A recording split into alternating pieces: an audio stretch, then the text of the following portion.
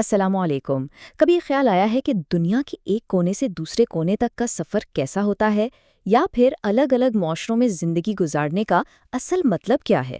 تو آج ہم سفر، معاشرت اور عقیدے سے جڑے کچھ ایسے ہی بڑے اور دلچسپ سوالوں کو آسان لفظوں میں سمجھنے کی کوشش کریں گے۔ تو چلیں شروعات کرتے ہیں ایک بہت ہی بنیادی سوال سے۔ پاکستان اور آسٹریلیا، ان دو ملکوں کے بیچ آخر فاصلہ ہے کتنا؟ اور یہ بات صرف کلومیٹرز کی نہیں ہے، بلکہ اس سفر میں جو وقت لگتا ہے، جو تجربہ ہوتا ہے، اس کی بھی ہے۔ ظاہر ہے، جب کوئی اتنا لمبا سفر کرنے کا سوچتا ہے تو اگلا سوال فوراً ذہن میں یہی آتا ہے کہ ٹھیک ہے، وہاں زندگی کیسی ہوگی، خاص طور پر معاشی طور پر وہاں کیا مواقع ہیں، کمائی کتنی ہو جاتی ہے۔ لیکن بات صرف پیسے کی تو نہیں ہے نا، کسی بھی جگہ کا جو ماحول ہوتا ہے، جو معاشرہ ہوتا ہے، وہ بھی بہت معنی رکھتا ہے۔ تو آئیے اب اس سوال پر غور کرتے ہیں کہ دنیا کے سب سے لبرل یا یوں کہیں کہ آزاد خیال ممالک کون سے ہیں، اور اس لفظ کا اصل مطلب کیا ہے۔ اور اب آخر میں ہم ایک ایسے موضوع کی طرف بڑھیں گے جو جغرافیائی سرحدوں سے بہت بہت گہرا ہے۔ یہ بات ہے عقیدے کی اور اس کی تشریح کی۔ ہم قرآن کی ایک بہت اہم اصطلاح کے اصل معنی کو سمجھنے کی کوشش کریں گے۔ تو ٹھیک ہے، چلیں اپنے اس سفر کا باقاعدہ آغاز کرتے ہیں، اور سب سے پہلے پاکستان سے آسٹریلیا کے فاصلے اور اس سفر میں لگنے والے وقت کو سمجھتے ہیں۔ 9,000 سے 11,000 کلومیٹر۔ ذرا اس فاصلے کا تصور تو کریں۔ یہ اتنا بڑا فاصلہ ہے کہ جیسے آپ زمین کے ایک کونے سے سفر شروع کر کے دوسرے کونے تک جا رہے ہوں۔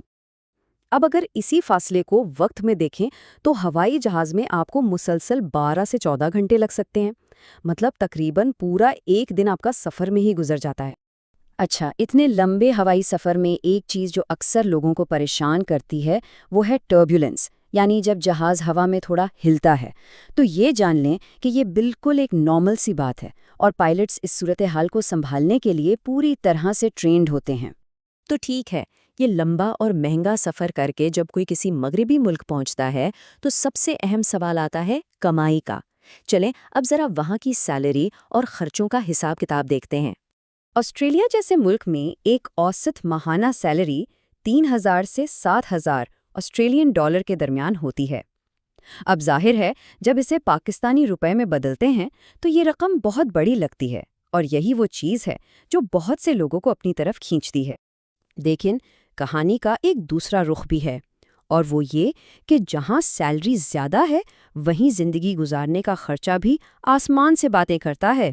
گھر کا کرایہ، کھانا پینا، آنا جانا، یہ سب چیزیں مل کر آپ کی کمائی کا ایک بڑا حصہ لے جاتی ہیں۔ تو کہنے کا مطلب یہ ہے کہ بڑی تنخواہ کا مطلب ہمیشہ یہ نہیں ہوتا کہ آپ کی بچت بھی زیادہ ہوگی۔ پیسے کی بات تو وہ گئی، لیکن کسی بھی ملک کو سمجھنے کے لیے وہاں کے معاشرتی نظام اور اقدار کو جاننا بہت ضروری ہے۔ تو اب ہم بات کریں گے ان معاشروں کی جنہیں اکثر لبرل کہا جاتا ہے۔ اکثر جب ہم لبرل ممالک کی بات کرتے ہیں تو Netherland, Sweden, Canada, Australia, Germany جیسے نام سامنے آتے ہیں۔ ان سب میں ایک بات مشترک ہے، اور وہ یہ کہ یہاں انفرادی آزادی اور ذاتی پسند کو بہت اہمیت دی جاتی ہے۔ لیکن یہاں ایک بہت اہم نقطہ سمجھنے والا ہے۔ اس آزادی کا مطلب یہ نہیں کہ جو دل چاہے وہ کریں۔ نہیں، یہ آزادی دو بہت مضبوط ستونوں پر کھڑی ہے۔ ایک ہے قانون کا احترام، اور دوسرا ہے دوسرے انسان کی رضامندی۔ یعنی آپ اپنی زندگی اپنی مرضی سے گزاریں، لیکن اس دائرے کے اندر جہاں آپ نہ قانون توڑیں اور نہ ہی کسی دوسرے کے حقوق کو پامال کریں۔ تاریخی طور پر دیکھیں تو یہ ممالک عیسائی اکثریت والے ہی رہے ہیں، لیکن آج یہ بڑی حد تک سیکولر ہو چکے ہیں۔ اس کا کیا مطلب ہے؟ اس کا مطلب یہ ہے کہ حکومت کا کوئی اپنا مذہب نہیں ہوتا، اور ہر شخص کو یہ پوری آزادی ہے کہ وہ کوئی بھی مذہب اپنائے یا کوئی بھی مذہب نہ اپنائے۔ اچھا جی، تو اب ہم اپنے آخری اور شاید سب سے نازک موضوع کی طرف آتے ہیں۔ یہ قرآن کی ایک بہت اہم اصطلاح سے متعلق ہے۔ سوال یہ ہے کہ قرآن مجید میں جو لفظ کافر استعمال ہوا ہے اس کا اصل مطلب کیا ہے؟ اس کو صحیح سے سمجھنے کے لیے ہمیں اس کے تاریخی اور جو اس کا مذہبی پس منظر ہے اس میں جانا ہوگا۔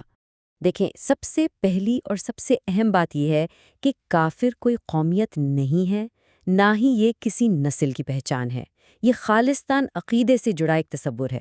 قرآن میں یہ لفظ ان لوگوں کے لیے استعمال ہوا ہے جو اللہ کے پیغام کو، حق کو جان بوجھ کر پہچاننے کے بعد بھی مسترد کر دیتے ہیں۔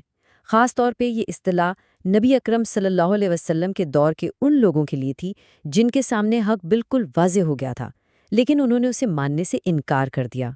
اس وضاحت کے بعد یہ بات بالکل صاف ہو جاتی ہے کہ اس تاریخی اور خاص مذہبی اصطلاح کو آج کے دور کے کسی بھی ملک یا قوم پر لگانا یہ قرآن کی صحیح تشریح نہیں ہو سکتی۔ کسی بھی جدید ملک کو کافر ملک کہنا اس تصور کو اس کے اصل سیاق و سباق سے بالکل الگ کر دینا ہے۔ تو دیکھیے، ہم نے بات شروع کی تھی ایک سفر سے اور پہنچ گئے عقیدے کی گہرائیوں تک۔ یہ سب جاننے کے بعد ایک آخری سوال ذہن میں آتا ہے کہ جب ہم دنیا کے مختلف جغرافیوں کو، ان کے معاشی نظاموں کو اور ان کی الگ الگ اقدار کو سمجھتے ہیں، تو کیا اس سے ہمیں اپنے عقائد اور اپنی پہچان کو ایک زیادہ وسیع اور ہمدردانہ نظر سے دیکھنے میں مدد نہیں ملتی؟ اس پر سوچیے گا ضرور۔